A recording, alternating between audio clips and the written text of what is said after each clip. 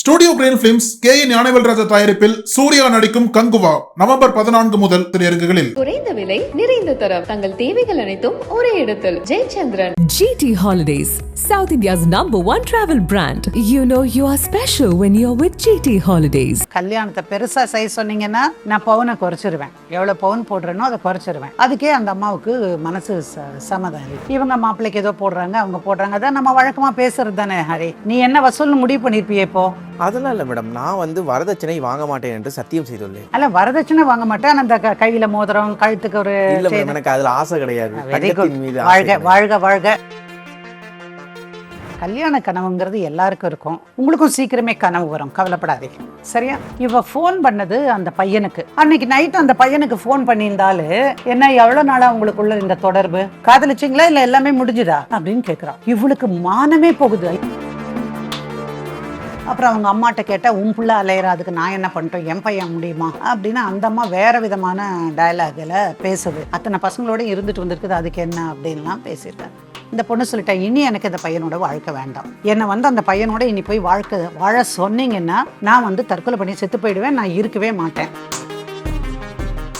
நக்கிர நேயர்களுக்கு வணக்கம். நான் விஜய் சுதன். வழக்கெண்ணில் ஒவ்வொரு வாரமும் வழக்கறிஞர் சாந்தகுமாரி மேம் அவங்க நடத்தின பல வழக்குகள் பற்றி பேசிட்டு இருக்காங்க. இன்னைக்கும் அதே மாதிரி ஒரு வழக்கு பற்றி தான் பேச போகிறோம். வணக்கம் மேடம். வணக்கம் ஹரி, எப்படி இருக்கீங்க? நல்லா இருக்கேன் மேடம். சொல்லுங்க. இன்று யார் மேடம்? இன்றைக்கு சாய் பிரியா அப்படிங்கிற ஒரு பெண்ணுடைய வழக்கை பற்றி நம்ம பேச போகிறோம். சாய் பிரியா ஓரளவுக்கு படிச்சிருந்தாங்க, ஒரு டிகிரி ஹோல்டர் கூட. அவங்களுக்கு வரன் பார்த்துட்டு இருந்தாங்க. அப்போ தான் மேட்ரிமோனியில் வந்துச்சு ஒரு வரன். அந்த தம்பி பிஏ முடித்து, எம்பிஏ முடித்து, அப்புறம் பிஹெச்டி வரைக்கும் கூட போயிட்டாரு அப்படின்னெல்லாம் தகவல் வருது. எப்போவுமே ரொம்ப படித்தவங்களை பார்த்தாக்கா படித்தவங்களுக்கு கொஞ்சம் ஆசையாக தான் இருக்கும். அப்புறம் நல்ல இதில் வேலை செய்கிறாரு, மாதம் 35,000 சம்பளம் அப்படின்னாங்க. இப்போ தான் நமக்கு லட்சங்கள். நான் சொல்கிறேன், இந்த வழக்கெல்லாம் 15-20 வருஷத்துக்கு முன்னாடிய வழக்கு. 20 வருஷத்துக்கு முன்னாடி 35,000 பெரிய விஷயம். சரி, பையனை பார்க்குறாங்க. பையனை பார்க்கும்போது தலையில் அவனுக்கு முடியல.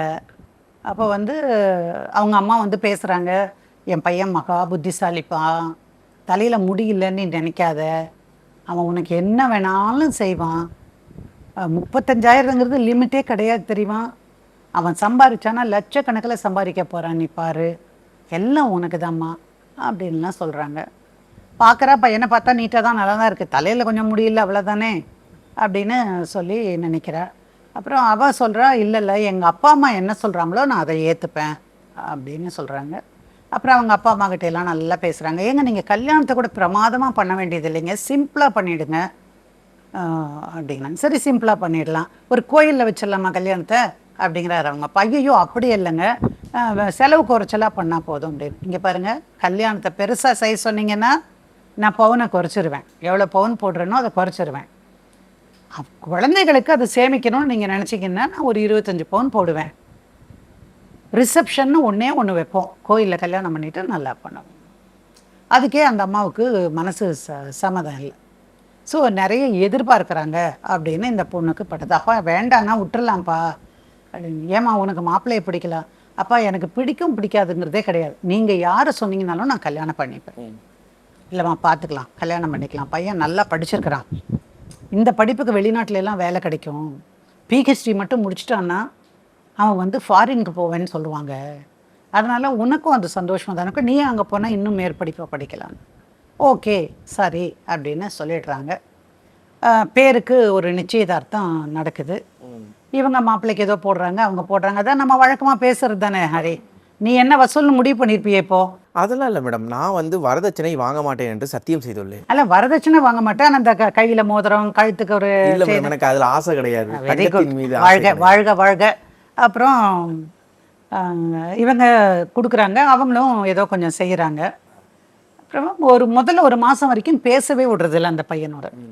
அப்புறம் இவளுக்கு ஒரே சந்தேகம், ஏம்மா மாப்பிள்ளை பேசவே மாட்டேங்கிறாரு அப்படின்னு. பேசவே இல்லையா அவங்ககிட்ட அப்படின்னு. பேசலையேப்பா அப்படின்னு. அப்போ சரி அப்படின்னு அவங்க கூப்பிட்டு, ஏங்க இப்போ மாப்பிள்ளையே பேச இல்லை, ஏதோ கொஞ்சம் நாள் போகட்டும்னு யோசித்தோம், ரொம்ப ஏதாவது ஒன்று பேசி வம்பு பண்ணிட்டாங்கன்னா என்ன பண்ணுறதுன்னு தான், நான் ஃபோன் நம்பர் தரேன், உங்கள் பொண்ணை கூப்பிடுங்க அப்படின்னா. ஸோ ஃபோன் நம்பர் கொடுத்த உடனே ரொம்ப சந்தோஷமாக இவ்வளோ கல்யாண கனவுங்கிறது எல்லாருக்கும் இருக்கும். உங்களுக்கும் சீக்கிரமே கனவு வரும், கவலைப்படாதீங்க, சரியா? அந்த கனவுல என்ன பண்ணுறா, போய் பேசுகிறா அவர்கிட்ட ஃபோனில் பேசுகிறா. ஹலோ எப்படி இருக்கீங்க, என்னென்ன, நீ எப்படி இருக்க, என்ன அப்படின்னு பேசிகிட்டே இருக்காங்க. ஒரு 2-3 வார்த்தை பேசுறதுக்குள்ளே ஏதோ கத்துற மாதிரி, ஒரு பூனை கத்துற மாதிரி ஒரு சத்தம் வருது. என்னங்க நீங்கள் பூனை வளர்த்துறீங்களா அப்படின்னா, உடனே அந்த குரல் வந்து அதே வாய்ஸ் வந்து ஒரு மாதிரி கக்க கக்க கக்க கக்க அப்படின்னு ஒரு மாதிரி சிரிக்கிற மாதிரி. அப்போ யாருங்கன்னா, ஏதாவது கிராஸ் டாக்காக இருக்கும், அதான் எனக்கு ஒன்றும் கேட்கலையே அப்படிங்கிறாங்க. இல்லைங்க நான் ஃபோன் வச்சிடுறேங்க, எனக்கு என்னமோ வித்தியாசமாக இருக்குதுங்க, நான் வச்சிடுறேங்க அப்படின்னு இந்த பொண்ணு சொல்கிறா. அப்புறம் அதை பற்றி யார்கிட்டையுமே எதுவுமே பேசுறதில்ல. அப்புறம் ஒரு வாரம் 10 நாள் கழியுது. திரும்ப ஒரு தடவை ஃபோன் பண்ணுறான். ஃபோன் பண்ணும்போதும் இவ ஃபோன் பண்ணது அந்த பையனுக்கு, ஆனால் எடுத்தது வந்து யாருன்னா ஒரு பொண்ணு எடுக்குது. ஹலோ, நீங்கள் ரொம்ப அழகாக இருக்கீங்களே, நீங்கள் கட்டாயமாக யாராவது ஒருத்தர் உங்களை காதலிச்சிருப்பாங்களே, இல்லை உங்களுக்கு காதல் வந்திருக்குமே, யாருங்க அது அப்படின்னு கேட்குது. ஆனால் இந்த பொண்ணு கேட்குறேன், யாருங்க நீங்கள் பேசுறது, நீங்கள் வந்து சோ அண்ட் சோ தானே அப்படின்னு சொல்லி பேர் சொல்லி கேட்குறா. உடனே ஏய் பயந்துட்டியா, நான் தான் பேசுகிறேன், சும்மா தான் உன்னை மிரட்டி பார்த்தேன் அப்படின்னு சொல்கிறப்ப இப்போ அழுதுட்டா, மடன்னு அழுதுட்டா. இந்த பாருங்க இதெல்லாம் பண்ணாதீங்க, எனக்கு இதில் எல்லாம் விருப்பம் இல்லை, எனக்கு பயமாக இருக்குது இது மாதிரி பேசுறது அப்படின்னு. உடனே அவன் பண்ணி அப்படின்னுங்கிறான். என்னடா பண்ணிங்கிறானே, உன்னைத்தான் ஒரு செல்ல பேரில் கொஞ்சறேன். உனக்கு தெரியுமா ஃபாரின்லாம் எப்படி கூப்பிடுவாங்க தெரியுமா, ஒய்ஃபை வந்து கழுதியேன்னு கூப்பிடுவாங்க, குதிரையேன்னு கூப்பிடுவாங்க, பன்றின்னு கூப்பிடுவாங்க. இல்லைங்க நம்ம இந்தியாவில் இருக்கங்க, எனக்கு இது பிடிக்கலைங்க. சரி, அன்னைக்கு ஃபோன் நிறைய பேசாமல் விட்டுறாங்க. அவளுக்கு ஃபோனை வச்ச உடனே ரொம்ப அழுகையாக வருது. அப்போ வந்து சொல்கிறா, அழுகிறத பார்த்தம்மா என்னம்மா ஆச்சு, நீ மாப்பிள்ளையோட தானே பேசுகிறேன்னு சொன்னேன் அப்படின்னு அவங்க கேட்குறாங்க. ஆமாம்மா இந்த மாதிரி சொல்கிறாரு, இந்த மாதிரி குரல் கேட்குது, பொம்பளை குரலும் ஆம்பளை குரலுமா கேட்குதுமா, எனக்கு பயமாக இருக்குது, அவர் என்னம்மா இப்படி பேசுகிறாரு அப்படின்னு. இல்லை அவர் தான் பேசுகிறாரா, இல்லை கூட வேறு யாராவது பொம்பளை இருக்கா, 2 சந்தேகமும் நியாயமான சந்தேகம். ஸோ அப்படின்னு அவள் கேட்குறா. கேட்ட உடனே அவங்க அம்மா சொல்கிறாங்க, இல்லைம்மா நம்ம பேசிடலாம், நீ கவலைப்படாமல் இரு அப்படின்ட்டு அவங்க அப்பா அம்மாவுக்கு கூப்பிட்டு, என்னங்க உங்கள் பையன் இப்படியெல்லாம் பேசுகிறாப்லையம்மா, என்ன பண்ணி நான் கூப்பிடுவாங்க என் பொண்ணை, அதுக்காக என் பொண்ணை நான் பெற்று வச்சுருக்கிறேன், ஏதாவது பிரச்சனைங்களா உங்கள் பையனுக்கு? ஐயையோ அதெல்லாம் ஒன்றும் இல்லை, அவன் கலாட்டா பண்ணுவானுங்க, உங்ககிட்ட மட்டும் இல்லை ஃப்ரெண்ட்ஸுக்கிட்டேயே ஃபோன் பண்ணிவிட்டு ராத்திரியில் நான் ஒரு பொண்ணு பேசுகிறேங்க, நான் இந்நேரம் காதலிக்கிறேங்க, அவர் தாங்க எனக்கு ஃபோன் பண்ண சொன்னாருன்னெல்லாம் சொல்லி கலாட்டா பண்ணுவான். அடுத்த நாள் எல்லாம் கூடி சிரிச்சுக்கிட்டு, டே நீ ஏன்டா என்னை மாட்டி விட தெரிஞ்சேன்னு எல்லாம் பேசுவாங்க. இப்படி தாங்க நடக்கும், தப்பில்லை, நான் வார்ன் பண்ணுறேங்க இனிமேல். சரி விட்டுட்டாங்க. சரி கல்யாணத்தை நிறுத்திடுங்க அப்படின்னு இந்த பொண்ணு மறுபடியும் சொல்கிறாள். அப்போது உடனே அவங்க அம்மா வந்து, இல்லைல்ல நாங்களும் பத்திரிக்கையெல்லாம் அடித்தாச்சு, நாங்கள் எல்லாருக்கிட்டையும் கூப்பிட போகிறோம், இது சின்ன விஷயம், விளையாட்டு பிள்ளைத்தனமாக பண்ணிட்டான், ஸோ நீங்கள் தயவு செய்து இது ஒரு பெரிய விஷயமாகவே எடுத்துக்காதீங்க, விட்டுருங்க. இவங்களும் சொன்னாங்க, நம்மளும் பத்திரிக்கை அடிச்சிட்டோம். அப்புறம் அவங்க பத்திரிக்கை கொண்டு வந்து கொடுக்க வர்றாங்க, பார்த்தா அதில் பிஹெச்டியே இல்லை, பிஇ எம்பிஏன்னு மட்டும்தான் இருக்குது. ஏங்க பிஹெச்டி படிச்சிருக்கிறதா சொன்னீங்களே அது என்ன அப்படின்னு கேட்கும்போது, இல்லைங்க அவன் இப்போ தான் ஆரம்பிச்சிருக்கான், அது போட வேண்டாம்னு நினச்சோம், முடிச்சதுக்கப்புறம் போட்டுக்கலாம் அப்படின்னு. ஐயோ நாங்கள் வந்து பிஹெச்டின்னு போட்டிருக்கோமே அப்படின்னு. அதனால் என்ன, போட்டுக்கோங்க, நீங்கள் தானே போட்டீங்க, நாங்கள் போடல, என்னம்மா இப்படி சொல்கிறாங்க அவங்க அப்படின்னு. அப்புறம் பார்த்தாக்கா அந்த பையன் பிஹெச்டி படிக்கலை. கல்யாணம் நடக்குது. கல்யாணத்தில் இறுகி தான் நிற்கிறான். அதாவது ஒரு மலர்ந்த முகத்தோடு அந்த கல்யாணத்தில் தன் கணவன் பக்கத்தில் நிற்கிறான். அந்த மாதிரி சந்தோஷம் இல்லை, ஒரு மிரட்சியோடவே அந்த பொண்ணு அந்த கல்யாணத்தில் இருக்கா. ஸோ ஒரு கல்யாணம் நடக்குது, எல்லாத்துக்கும் ஃபோட்டோ எல்லாம் போஸ்ட் கொடுக்குறாங்க. அப்புறம் நைட்டு வருது. நைட்டு வந்த உடனே அவர் படுத்து நல்லா தூங்குறார், கொரட்டை விட்டு செமையாக தூங்குறார். ஒன்று கொரட்டை சத்தத்துக்கு இவளால் தூங்க முடியல. அப்புறம் ஏங்கன்னு கூப்பிட்டு பார்க்குறா. அவன் சொல்கிறான், இல்லை எனக்கு ரொம்ப டயர்டாக இருக்குது, என்னை தொந்தரவு பண்ணாத அப்படின்னு. சரின்னு இவளும் போய் படுத்து தூங்கிடுவான். அடுத்து 2 நாளும் அதே கதை தான் நடக்குது. தென் அதுக்கு அடுத்து ஒரு நாளில் 2 பேரும் சேர்ந்து பெங்களூருக்கு போகிறாங்க. பெங்களூரில் ஒரு கல்யாணம் நடக்குது, அந்த கல்யாணத்துக்காக அவங்க போகிறாங்க. கல்யாணத்துக்கு போகிற இடத்துலையும் பார்த்தா தேவையற்ற சத்தம் பண்ணுறது அப்படின்னு தனத்தானே எப்படி இருக்குன்னு யோசிச்சு பாருங்க. எனக்கு கரெக்டாக வரல, ஆனால் அந்த மாதிரி ஆமாம் ஒரு மாதிரி ஏன் இப்படி எல்லாம் பண்ணுறீங்கன்னு. இல்லை அது சும்மா தமாஷுக்கு, நான் சின்ன வயசுலேருந்தே அப்படி தான் பண்ணுவேன், பசங்க விளையாடிட்டு இருக்கும்போது நான் பக்கத்தில் போய் பயமுறுத்துற மாதிரி எதை பண்ணேன், என்னெல்லாம் பயமுறுத்தாதீங்க அப்படின்னு சொல்லி அன்னைக்கு அழுக. ஐயோ நீ அழுகாத, இன்னொரு தடவை எங்கள் அம்மாட்ட சொல்லிடாத, விட்டுடு, நான் இனிமேல் நான் கரெக்ட் பண்ணிக்கிறேன். அதையும் சகிச்சுக்கிட்டு அங்கேயும் போயிட்டு 3 நாள் கழித்து திரும்ப வீட்டுக்கு வரணுங்கிறாங்க. அப்போ அவங்க அம்மா சொல்கிறாங்க, நீங்கள் இந்த வீட்டுக்கு உங்கள் வீட்டுக்கு போக முடியாதுமா, மறு வீடுன்னு பார்த்தீங்கன்னா நீங்கள் முதல்ல அங்கே தான் போகணும், மாப்பிள்ளை வீட்டுக்கு தான் போகணும். ஆனால் நான் கல்யாணத்தில் இருக்கிறேன், நான் பொண்ணோடு போக வேண்டியதாக இருக்குது, திருச்செங்கோட்டுக்கு உன்னை என் மகன் கூட்டிகிட்டு போவான், அங்கே வந்து வீட்டில் பக்கத்தில் இருக்கிறவங்க வந்து உனக்கு ஆரத்தி எடுப்பாங்க, நீ போ அப்படின்னு. அப்புறம் இந்த பொண்ணு அவங்க அம்மா சொல்கிறாங்க, இல்லை பொண்ணு போ, அதுதான் முறை, இதுதான் குறிப்பிட்ட மாதம், இது கடைசி நாள், இதுதான் முகூர்த்தத்துக்கு, அதுக்கப்புறமா வந்து வேறு மாதம் வந்துடுது, அந்த மாதத்தில் எந்த காரியமும் பண்ண மாட்டாங்க, அதனால் நீ அந்த வீட்டுக்கு போக பண்ணாங்க. சரி புருஷனோட போகிறா, காரை வச்சு போகிறாங்க. போய் அந்த வீட்டை திறந்த உடனே பார்த்தா வீடு முழுக்க அழுக்கழுக்காக இருக்கிற மாதிரி இருக்குது, ஒன்றும் க்ளீன் பண்ணாமல். அப்போ கேட்டபோது என்னங்க இப்படி இருக்குதுன்னு கேட்டால், கல்யாணத்துக்கு தான் நீங்கள் வச்சது அங்கே கல்யாணம், 1 வாரமாக ஆளே இல்லாத வீட்டில் எப்படி இருக்கும் அப்படிங்கிறான். அப்புறம் இவ வேலை செய்கிறா, எல்லாம் பண்ணுறான். அன்னைக்கு இரவு ரொம்ப பெரிய சத்தம்லாம் வருது அவங்ககிட்ட இருந்து பேச்சு. அப்புறம் பார்க்குறா, அவன் எந்திரிச்சு பாத்ரூம் போகும்போது பார்த்தா ஒரு பர்ஸு நிறைய மாத்திரைகள் இருக்குது அவளுக்கு. இவளுக்கு ரொம்ப ஆச்சரியமாக போயிடுது. இப்போ திரும்பி வந்து, ஏங்க மருந்தெல்லாம் சாப்பிடுவீங்களா நீங்கள் அப்படின்னு. யார் சொன்னா உனக்கு, அதெல்லாம் ஒன்றும் இல்லையே அப்படின்னு. நான் பார்த்தேனே, இப்போ தானே பர்ஸில் பார்த்தேன், எவ்வளோ மருந்து. உடனே அதுக்கு ஒரு ஊளையிடுற மாதிரி ஒரு சவுண்டை பண்ணிவிட்டு அந்த பொண்ணு ஒரு பயமுறுத்திட்டு, இதெல்லாம் உன்னை யாரடி பார்க்க சொன்னா அப்படியே அப்படின்னு சொல்கிறேன். எங்க நான் தாங்க தெரிஞ்சுக்கணும், எது இருந்தாலும் பரவாயில்ல, நம்ம 2 பேரும் கல்யாணம் பண்ணியாச்சு, பொண்ணும் மாப்பிள்ளையுமா இருக்கிறோம், அதனால் நம்ம வந்து ஒருத்தரை கவனிச்சுக்கணும். உங்களுக்கு ஏதாவது பிரச்சனை இருக்கா, அதெல்லாம் ஒன்றும் கிடையாது, உனக்கு தெரியாது, என் தலையில் முடி இல்லைல்ல, அதுக்கு நான் வைட்டமின் மாத்திரை சாப்பிட்டுட்ருக்கிறேன், அந்த வைட்டமின் மாத்திரை போட்டால் குறைஞ்சது ஒரு 4-5 மாதத்துக்குள்ளே பாரு, செம ஹீரோ மாதிரி அவ்வளோ முடி வந்துடும் பாரு அப்படிங்கிறாரு. அப்படியா அப்படின்னு. நம்பர் தான் நம்ம வேண்டாமா, 2மே தெரியல. ஆனால் அந்த பொண்ணு சரி அப்படின்னு விட்டுறா. அப்புறம் திரும்ப எந்திரிச்சு ராத்திரியில் இருட்டாக இருக்குது, எந்திரிச்சு யாரோ பக்கத்தில் உட்காந்துருக்கிற மாதிரி அசைவு இருக்கிற மாதிரி இவளுக்கு தெரியுது. பார்த்தா அந்த பையன் நடுராத்திரியில் அந்த இருட்டு ரூமில் எந்திரிச்சு இப்படி உட்காந்துட்ருக்குறான். இவங்கள பார்த்த மாதிரியா? தன்னைத்தானே உட்காந்துருக்குறான், எதுக்குன்னு தெரியும். அப்புறம் இவ எங்க அப்படிங்கிற உடனே பேன்னு ஒரு கத்தல், ஒரு பேய் கத்தல் மாதிரி அந்த பையன் கத்துறான். இவளுக்கு உண்மையிலே நடுங்கி போயிட்டா. டக்குன்னு எந்திரிச்சு லைட்டை போட்டுட்டு அவங்க அம்மாவை கூப்பிடுறா. அம்மா ராத்திரியிலேயே, அம்மா இந்த ஆள் என்னவோ கத்துறாம்மா, ராத்திரியில் படுக்கையில் உட்காந்துருக்காமா அப்படின்னு சொல்ல. அவங்க அம்மா இல்லை கண்ணு, கொஞ்சம் எப்படியாவது சமாளிச்சுக்கோ, இல்லைன்னா பக்கத்து வீட்டில் இருக்கிறவங்க கிட்ட கேளு அப்படின்னு சொன்னாங்க. எப்போ போய் அந்த நேரத்தில் கேட்க முடியாதுல்ல. லைட்டை போட்டு விடிய விடிய உட்காந்துட்டு அப்புறம் இவன் கொஞ்சம் நேரம் பார்க்குறான். அதெல்லாம் ஒன்றும் இல்லை, நான் சும்மா தியானம் பண்ணினேன், தியானம் பண்ணினா டிகிரி வாங்கும்போது ஈஸியாக இருக்கும், எனக்கு கான்சன்ட்ரேஷன் இருக்கும் எழுதுறதுக்கு. தியானம் பண்றா அதுதான். அப்போது ஏதோ சம்திங் ராங் அப்படிங்கிறது மட்டும் இந்த பொண்ணுக்கு ரொம்ப கிளியராக தெரியுது. அடுத்த நாள் காலையில் வந்து இதை பற்றி பேசும்போது ரொம்ப அவனுக்கு கோபம் வந்துடுது. கோபம் வந்துட்டு அவளை சத்தம் போடுறான், இந்த மாதிரிலாம் வச்சுட்டேன்னா அவ்வளோதான், நீ அங்கே போ, நீ வெளியே போ, நீ இப்போவே நீ போ அப்படின்லாம் கத்துறான். அவன் கத்த, இவ அழுக. அந்த பக்கத்து வீட்டில் இருக்கிறவங்களுக்கு அந்த சத்தம் கேட்டிருக்கு. அந்த சத்தம் கேட்டவங்க வந்து என்னம்மா என்ன ஏதுன்னு, நீ வா இங்க அப்படின்னு கூப்பிடுறாங்க. அப்புறம் இவ போயிட்டு அவங்ககிட்ட பேசும்போது சொல்கிறா. அவள் சொல்லும் போது இந்த மாதிரி எல்லாம் பார்த்தேன்னா அவங்களுக்கு எனக்கு எங்கள் எல்லாருக்குமே அந்த சந்தேகம் இருந்தது.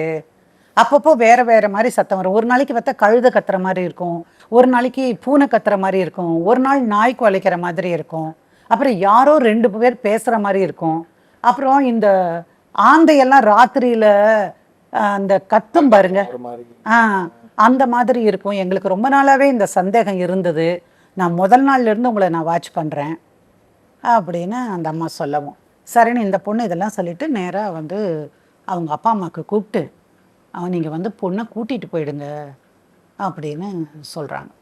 இங்கே விட்டுட்டு போகாதீங்க, பையனுக்கு கொஞ்சம் புத்தி சரியில்லைன்னு நினைக்கிறோம், பார்க்க ஐயோ பார்க்க நார்மலாக இருந்தால் கல்யாணத்து போது எல்லார்ட்டையும் சிரித்து பேசினா, ஃபோட்டோக்கு போஸ்ட் கொடுத்தா, இதெல்லாம் இல்லைங்க அதெல்லாம் கரெக்டானுங்க, நாங்கள் இந்த மாதிரி எல்லாம் நடந்திருக்குதுன்னு அவங்களும் சொல்கிறாங்க. அவங்க அம்மா பெங்களூரில் இருக்காங்க. சரின்னு இந்த பொண்ணுடைய அண்ணனை உடனடியாக வர சொல்லி இந்த பொண்ணை அனுப்பி வைக்கிறாங்க. அவள் வீட்டுக்கு போனவ நான் திரும்பி அவனோட வரமாட்டேன் அப்படின்னு சொல்லிடுறான். அப்புறம் அவங்க மாமியார் வீட்டுக்கு வந்தோடனே, நீ வாமா நம்ம பார்த்துக்கலாம், நான் அதெல்லாம் ஒன்றும் இல்லை, அவன் கொஞ்சம் குறும்பு விளையாட்டு அவ்வளவுதான், எல்லாரையும் பயமுறுத்தி விளையாடுவான் எப்போவுமே. யாராவது நின்றுட்டு இருந்தால் பொசுக்குன்னு போய் தள்ளி விட்டுட்டு அந்த இடத்துல கத்துவான் பேய் மாதிரி, அந்த மாதிரிலாம் பண்ணுவான். அது விளையாட்டு பிள்ளைமா, ஒன்றும் கிடையாது, நான் இருக்கிறேன்ல அப்படின்னு. அப்புறம் இவங்க அப்பா அம்மாவும் எல்லாம் வந்து சொல்லி பத்திரப்படுத்தி, ஒன்றும் கவலைப்படாத, மாமியார் இருக்காங்க பார்த்துப்பாங்க, நீ எதுக்கு ஒரு எலுமிச்சம்பழத்தை கையில் வச்சுக்கோ, வேப்பந்தலையை ஒன்று வச்சுக்கோ. ஒரு நாட்டுப்புறமான ஒரு சிந்தனையாக இருந்தாலும் இது என்னென்னா, அது கையில் கொடுத்தாக்கா இப்போ ஒன்றும் இல்லை, நான் வாயில் நுர தள்ளிட்டு கீழே விழுந்துறாங்க, காக்கா வலிப்பு அப்படின்னு சொல்கிறாங்க. அதில் கொண்டு போய் ஒரு சாவி கொத்தை கொடுப்பாங்க, ஒரு இரும்பை கொடுப்பாங்க. ஆனால் நீங்கள் கேட்டு பாருங்கள் சயின்டிஃபிக்காக, அதுக்கும் இதுக்கும் சம்மந்தமே இருக்காது. அப்படி ஒரு கொடுத்தா சரியாயிடுமோங்கிற ஒரு நம்பிக்கையில் அவங்க செய்கிறாங்க. அதை பற்றுகிற மனுஷன் கூட அந்த கம்பியோ ஏதோ ஒன்று பாருங்க ஒரு நம்பிக்கையில் அப்படி தான் பார்க்குறோம். அப்படி தான் கொடுத்து அனுப்புகிறாங்க. போயிட்டு அவங்க மாமியார் வந்து வர சொல்லி பேசுகிறாங்க. பேசிட்டு இவ அழுத உடனே இவ அழுதுட்டு அந்த அம்மாட்ட சொல்கிறா, ஒன்றும் இல்லை, நான் பார்த்துக்கிறேன், நீ ஒன்றும் கவலைப்படாத. ஆமாம், உங்கள் அப்பாவுக்கு திருவொற்றியூரில் ஒரு வீடு இருக்குதுன்னு சொன்னல, அது என்ன பண்ணினேன் அப்படின்னு கேட்டாங்க அந்த அம்மா. எனக்கு வந்து அந்த பொண்ணுக்கு வந்து ஐயோ ஏன் இதெல்லாம் கேட்குறாங்க அப்படின்னு ஆயிருக்கு. அப்போ அவள் ஹஸ்பண்ட் சொல்கிறாப்புல, போனமா வந்தமான்னு அடுத்த தடவை போகும்போது திருவொற்றியூர் வீட்டை நீ எழுதி வாங்கிட்டு வரணும் அப்படின்னு அவங்க மாமனார் சொல்லி அனுப்புறாரு. மாமனார் இல்லை, அந்த பையன். ஓ, அவர் சொல்றாரா? ஓ, ஓகே ஓகே ஓகே. கணவர் சொல்றாரு, அதை வாங்கிட்டு நான் எதுக்கு வாங்கணும், எங்க அப்பாவுக்கு பையன் இருக்கு, நான் எதுக்கு வாங்கணும், எனக்கு இவ்வளவு கல்யாணத்துக்கு இவ்வளவு செலவு பண்றாங்க, இதெல்லாம் பண்றாங்க அப்படின்ன உடனே அவன் வந்து திரும்ப திரும்ப பேசுறான், நக்கல் பண்றான், அந்த மாடுலேஷன் ஆஃப் வாய்ஸ்ல பேசுவான் பாருங்க, அந்த மாதிரி எல்லாம் பண்றான். அதை பார்த்த உடனே இவ அழுக. அந்த அம்மா அப்பா வந்து சொல்லுது, உனக்கு இதெல்லாம் வேண்டியது தான், ஒரு வார்த்தை அவன் சொன்னான்ல, ப்ராப்பர்ட்டியை வாங்கிட்டு வான்னு, சரின்னு சொல்ல வேண்டியது தானே, உனக்கு என்ன அவ்வளவு இது அப்படின்னு அம்மாவும் சேர்ந்துட்டான். 2 பேருமா சேர்ந்து இந்த பொண்ணை கஷ்டப்படுத்துகிறாங்க. இந்த பொண்ணை ஒரு 2 நாள் 3 நாளைக்குள்ளார அவங்க அம்மாவுக்கு ஃபோன் பண்ணிட்டு, இதுக்கு நடுவில் இவளுடைய ஃபோன் எடுத்து அவன் தேடுறான். இந்த பொண்ணுடைய ஃபோனை எடுத்து அவன் தேடுறான். அவன் தேடும்போது எதுவுமே அவனுக்கு கிடைக்கிறது கிடையாது. அப்போ இவளுடைய கல்லூரி காலத்தில் படிக்கும்போது ஒரு நோட்ஸ் வாங்க அல்லது பக்கத்து பெஞ்சில் உட்காந்துக்கிற பையன் அந்த மாதிரி யாராவது இருப்பாங்க. அந்த மாதிரி ஒரு 1-2 பேர் பசங்க நேம்ஸ் இருக்குது. உடனே இதெல்லாம் யார் அப்படின்னு அவன் சொல்கிறேன், என்னோடய கிளாஸ்மேட்டு, இவன் இங்கே, அது மாதிரி இப்போ அவன் முடிச்சுட்டு இந்த இடத்துல வேலையில் இருக்கான் அப்படின்னு. அன்றைக்கி நைட்டு அந்த பையனுக்கு ஃபோன் பண்ணியிருந்தாலும், என்ன எவ்வளோ நாளாக உங்களுக்குள்ள இந்த தொடர்பு, எப்போ இருந்து காதலிச்சிங்களா இல்லை எல்லாமே முடிஞ்சுதா அப்படின்னு கேட்குறான். இவளுக்கு மானமே போகுது. ஐயோ என்னங்க அந்த பையன்கிட்ட இதெல்லாம் பேசுகிறீங்க, அவன் ஜஸ்ட் ஒரு கிளாஸ்மேட் தானுங்க அப்படின்னு இவ சொல்கிறான். அவன் வந்து அதை கேட்குறான். அடுத்த பையன்கிட்ட ஃபோன் பண்ணுறான். இவளால் வந்து ஃபோனை எல்லாம் எடுக்கவும் முடியாது, பிடுங்கவும் முடியாது. ஏதாவது ஆயிடுச்சுன்னா தன் உயிருக்கு கூட எந்த விதமான பாதுகாப்பும் இல்லை அப்படின்னு நினச்சிட்டு என்னெல்லாம் பண்ணட்டுன்ட்டு அன்னைக்கு ராத்திரியே அவங்க அண்ணனுக்கு மெசேஜ் அனுப்பிடுறான். அண்ணா என்னை உடனடியாக வந்து காலையில் கூட்டிகிட்டு போயிடு, இல்லைன்னா இவங்க என்னை கொன்னுடுவாங்கண்ணா அப்படின்னு கொடுத்துட்றா. அவங்க அண்ணன் அடுத்தாப்பில் வந்துடுறார், வீட்டுக்கு போயிடுறான். ஸோ ஃபஸ்ட்டு ஃபேஸ் பார்த்தீங்கன்னா முழுக்க இப்படி தான் இருக்குது. இந்த பொண்ணு போகிறதுக்கு முன்னாடி பார்த்த சில விஷயங்களில் ஒன்று, அவன் பெட்ரூமில் டைரி இருந்திருக்குது. அந்த டைரி ஏதோ ஒன்று எடுக்க போக டைரி பொத்துன்னு விழுந்திருக்குது. அதை எடுத்து பார்க்குற பொழுது சம்பந்தம் இல்லாமல் நிறைய எழுதி வச்சிருக்கான். புரியாத மாதிரி ஒரு வார்த்தைக்கும் அடுத்த வார்த்தைக்கும் தொடர்பே இருக்காது. ஆனால் அதுக்கடுத்த வார்த்தை வேற மாதிரி இருக்கும். அது ஒரு மாதிரியான ஒரு லாங்குவேஜில் அவன் எழுதி வச்சிருக்கான். தமிழும் இங்கிலீஷும் கலந்து தான் அவன் எழுதியிருக்கான். இவனுக்கு இதெல்லாம் என்னன்னே தெரியல. அப்புறம் அந்த இன்னொரு டைரியில் பார்த்தாக்கா அதில் நிறைய மெடிசன்ஸ் எழுதி வச்சிருக்கான். அப்புறம் அதே டைரியினுடைய இன்னொரு பக்கத்தில் புத்தகங்களுடைய பெயர்னு எழுதுறான். இப்போ நாமளே என்ன சொல்லுவோம், ட்ரெஷர் ஐலாண்ட் அப்படின்னு எழுதுவோம். பழைய காலத்தில் படித்த விஷயங்கள், ட்வின் சிட்டி, இந்த மாதிரி நம்ம நாவல்கள்லாம் படிக்கும்போது அந்த மாதிரியான விஷயங்கள் எல்லாம் எழுதுது. ஒன்றுக்கு ஒன்று தொடர்பே கிடையாது. இவருடைய ஆட்டிடியூடும் ஒன்றும் சரியில்லை. இவன் என்ன பண்ணுறா, அதில் ஒரு 10 பக்கத்தை இந்த மருந்து மாத்திரை எழுதுனது வேற கசகசான்னு எழுதியிருக்கான் பாருங்க, அதெல்லாம் 2 கிழிச்சு இவ வச்சிடறான். இவ கிழிக்கும் போது அவன் வந்துடுறான். கிழிக்கும் போது வந்தவன் உடனே, நீ எப்படி என்னுடைய டைரியை தொடலாம், நீ எப்படி இதெல்லாம் எடுக்கலாம் அப்படின்னு அதெல்லாம் அந்த சண்டையும் சேர்ந்து தான் நடந்திருக்குது. அப்போ அவள் பாதிக்கு மேலே அவன் பிச்சுட்டு போக மீதி கொஞ்சம் அவள் கையில் எப்படி நின்னதுன்னு தெரியாது, அதை எடுத்துகிட்டு வந்துட்டு வீட்டில் எல்லாருக்கிட்டையும் காட்டுறான். பாருங்கள், இதுதான் அவன் நல்லவனே கிடையாது. அது என்னம்மா நல்லவனே இல்லைங்கிற அப்படின்னு. இல்லை, அவன் மனநிலை நல்லதா இல்லை, அவனுக்கு அவன் வேற மாதிரி இருக்கான், உறவு கொள்ள கூட அவனுக்கு தகுதி கிடையாது, நிறைய மாத்திரையெல்லாம் கையில் வச்சுருக்கான், அம்மாவும் பிள்ளையும் ஏதோ பொய் சொல்லி நம்மளை ஏமாற்றி கல்யாணம் பண்ணிட்டாங்கம்மா அப்படின்னு சொல்லிட்டு இங்கேருந்து போக மாட்டேன்னு சொல்லிடுறான். ஒரு 5 months வரைக்கும் கூட ஏன் வரல, பொண்ணு நாளைக்கு வராங்க, அவங்க சொந்தக்காரர் ஒரு 4 பேர் பேச வர்றாங்க, அதெல்லாம் ஒன்றும் இல்லைங்க, பையன் எப்பவும் விளையாடுவான் அவ்வளோதான், வேறு ஒன்றும் இல்லை அப்படிங்கிறாங்க. அப்புறம் இவங்க சொல்லிடுறாங்க அதெல்லாம் கிடையாது, நீங்கள் ஒரு நல்ல நல்ல மருத்துவர்கிட்ட நீங்கள் கூட்டிகிட்டு போய் அந்த டாக்டர் சர்டிஃபிகேட் கொடுக்கட்டும், இவனுக்கு எந்த கோளாறும் இல்லைன்னு சொல்லட்டும், நான் வந்து என் பொண்ணை அழைச்சிட்டு போகிறேன் அப்படிங்கிறாங்க. அதே மாதிரி இன்னொரு வார்த்தை, அது மட்டும் பண்ணினா பத்தாதுங்க, கல்யாணம் ஆகி இவ்வளவு நாள் ஆச்சு, என் பொண்ணை தொடக்கூட இல்லாமல், அதனால் நீங்கள் வந்து செக்ஸாலஜிஸ்ட்டை நீங்கள் கூட்டிகிட்டு போங்க அப்படின்னு சொல்கிறாங்க. 2 அவங்க ஒத்துக்கிட்டு போகிறாங்க. அதுக்கப்புறம் அவன் போனேன்னு ஒரு 2 மாதம் கட்டுறான். அப்புறம் ஏதோ கம்பல் பண்ணி ஒரு மனநல மருத்துவரை பார்த்து அவங்க மருந்தெல்லாம் கொடுத்து ஒரு 4-5 மாதம் அதில் போய் ஓரளவுக்கு பரவாயில்ல, வாழ்க்கை நடத்துறதுக்கு தகுதியாக தான் இருக்கார் அப்படிங்கிற மாதிரி அவர்கிட்ட ஒரு சர்டிஃபிகேட்டு வாங்கிட்டு வராங்க. அதுக்கப்புறமா என்ன ஆகுது, திரும்ப செக்ஸாலஜிஸ்ட்கிட்ட போகிறாங்க. அப்போ இந்த பொண்ணையும் போக சொல்கிறாங்க. பரவாயில்ல, நானும் வரேன், எனக்கு ஒன்றும் இல்லை, எனக்கு எந்த பிரச்சனையும் கிடையாது அப்படின்னு அவளும் டெஸ்ட்டுக்கு போகிறா, இவரும் போகிறாப்புல. இவரும் போகும்போது அவங்க எல்லாம் பார்த்துட்டு அவங்க ஒரு 10 டெஸ்ட்டு எழுதி தராங்க, இதெல்லாம் பண்ணணும் அதெல்லாம் பண்ணணும் அப்படின்னு. ஒரு குறிப்பிட்ட தேதி கொடுக்குறாங்க, அந்த தேதியில் வந்து அந்த ட்ரீட்மெண்ட் எடுங்க அப்படின்னு. அந்த ட்ரீட்மெண்ட் அன்றைக்கி அந்த பையன் வரதே இல்லை. அப்புறம் இவங்க அம்மா அப்பா கூப்பிடுறாங்க, என்னங்க வரவே இல்லை, உங்களுக்காக தானே இல்லை அப்பாயின்மெண்ட் ஃபிக்ஸ் பண்ணிச்சு, அது வரலையே அப்படின்னு. இல்லை, அவனுக்கு சரியான ஜுரம் அடிக்குது, அதனால் அவனால் வர முடியலை.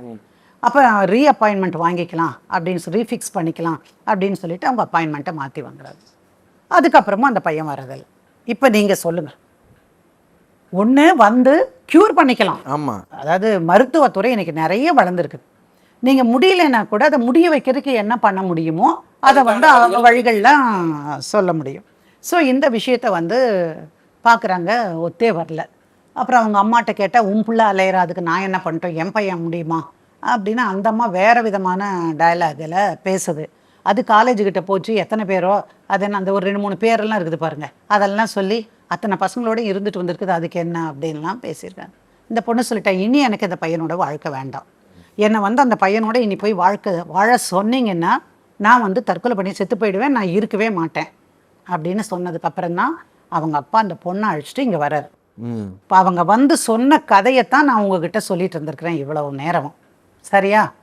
ஆக இப்போ வந்து நாங்கள் என்ன பண்ணினோம், ஒன்றும் கல்யாணம் செல்லாது, ஏன்னா இன்னும் தாம்பத்திய உறவு கொண்டே வாழலை, ஏறத்தாழ 1 வருஷத்துக்கு ஆக போகுது, அதனால் அது முடியலை. ஸோ அதை பற்றி நம்ம போட முடியும். 2வது, மிக மோசமான மனநோயாளியாக இருக்கான், அது ஏமாற்றி கல்யாணம் பண்ணி வச்சுருக்காங்க, அது மறைச்சிருக்க கூடாது, அந்த காரணத்துக்காகவும் நம்ம போடலாம். அதே போல் பிஹெச்டி பண்ணி முடிக்காமையே பிஹெச்டி அப்படின்னு அவங்க கொடுத்துருக்காங்க, அந்த ப்ரொஃபைல் கொடுக்கும்போதே அதெல்லாம் போட்டிருப்பாங்க ஹரி, அது இருந்து அதையெல்லாம் வச்சு நாங்கள் வந்து ஒரு வழக்கு ஒன்று தாக்கல் செஞ்சோம். இது மாதிரி என்னுடைய நகைகள் அங்கே இருக்குது, அதெல்லாம் அவங்க கொடுத்துட வேண்டியது போட்டு ஒரு 30-40 பக்கத்துக்கு எழுதி ஒரு கவுண்டர் வந்தது பாருங்க. நான் பாருங்க இந்த இடத்துல அவார்டு வாங்கியிருக்கேன், நான் வந்து இத்தனை பேருக்கு பாடம் எடுத்திருக்கேன், நான் வந்து பெரிய லெக்சரர் தெரியுமா உனக்கு, எனக்கு வந்து இந்த இடத்துல மிகச்சிறந்த ட்ரெயினர் அப்படின்னு போட்டு கொடுத்துருக்காங்கன்னு நான் ஒரு 10 சர்டிஃபிகேட்டை கொண்டு வந்து போடுறேன்ப்பா. இல்லை, இதுக்கு சம்மந்தமே கிடையாதுல்ல. அதாவது நான் படிக்கலைன்னு சொல்கிறேன்ல, நான் இதெல்லாம் இத்தனை, அப்படி நான் மனநோயாளியாக இருந்தால் இத்தனை பேருக்கு பயிற்சி கொடுக்க முடியுமா? ஓ, அப்படி அந்த இதில் வர்றாரு, நான் வந்து இந்த கல்லூரியில் இருக்கேன் நான் அப்படின்னு. அப்புறம் அந்த கல்லூரிக்கு ஆளுகளை அனுப்பி அவனை பற்றி எல்லாம் விசாரிக்க சொல்கிறாங்க. அவன் அந்த கல்லூரியில் தான் வேலை செய்கிறான், அவனுக்கு 35,000 சம்பளம். அப்படி கேட்ட உடனே இந்த பொண்ணு சொல்லிச்சு, அப்புறம் எதுக்கு 10,000ன்னு நீங்கள் சொன்னீங்க அப்படின்னு. இல்லை, நீ என்ன சொல்கிறேன்னு பார்க்குறதுக்காக தான் நான் சொன்னேன். ஸோ இதெல்லாம் போட்டு நான் ரொம்ப கெட்டிக்காரன், என்னுடைய மனசில் நான் பெரிய ஆளுன்னு நினைப்பு, அதனால் நான் எல்லா புத்தகம் பேரும் எழுதி வச்சேன், என் வாழ்நாளில் முடியறதுக்குள்ளார இந்த புத்தகங்கள் எல்லாத்தையும் படிக்கணும்னு போட்டேன். அது என்ன ஒரு மனநோயாளி எழுதுறதா அப்படின்னு. அந்த எழுத்தை பார்த்தாலே நீங்கள் ஒரு டாக்டர்கிட்ட கொடுத்தா அந்த மனநல மருத்துவர் கட்டாயமாக சொல்லுவார், ஸ்டடி இல்லை, சரி இல்லை அப்படின்னு. அதுவும் குறிப்பாக அந்த பொண்ணு ஒரு 10 பேப்பர் வச்சுருந்தா பாருங்க, தமிழும் இங்கிலீஷும் கலந்து ஒரு வித்தியாசமான அந்த பேப்பரை பார்த்தாலும் சொல்ல முடியும், இவன் இல்லவே இல்லைன்னு சாதிக்கிறான். அப்புறம் அடுத்தாப்புல ஒரு சர்டிஃபிகேட் கொடுத்துட்டான் ஹரி.